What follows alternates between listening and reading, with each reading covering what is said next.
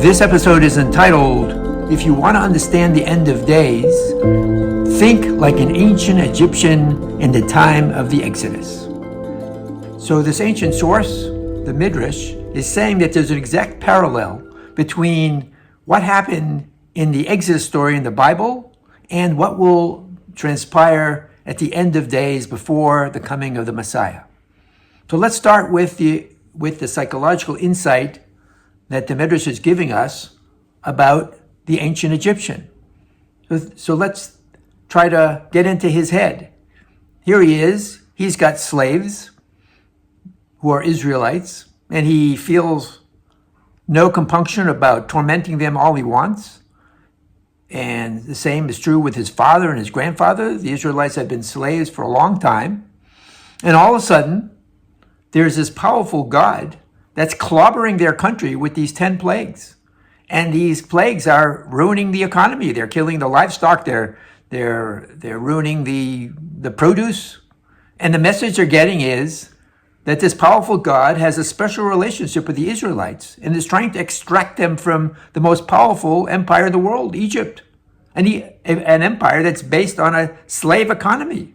So this ancient Egyptian has to absorb this very unusual message that these Israelites are actually something special, and there is a special bond between this powerful God, and this is something that they didn't see, because for them they were just slaves, no different than them.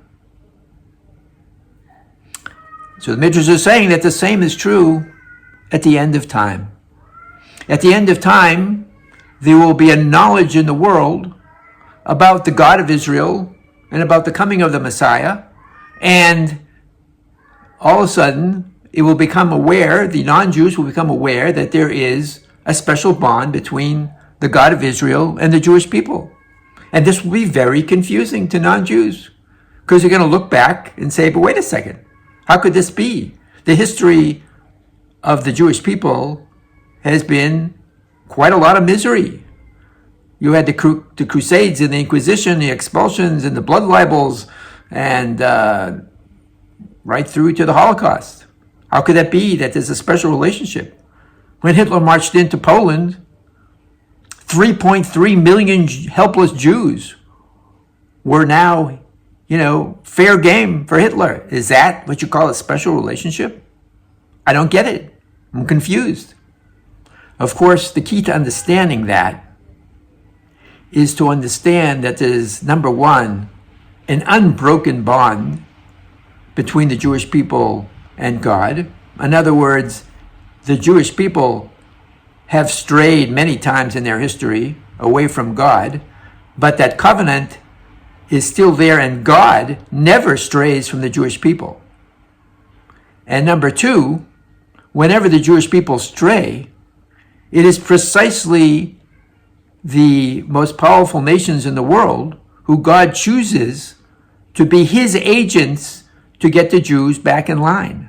So what looks like as degradation and torment is actually a loving God trying to do course corrections to get the Jewish people back on the spiritual path that they're supposed to be.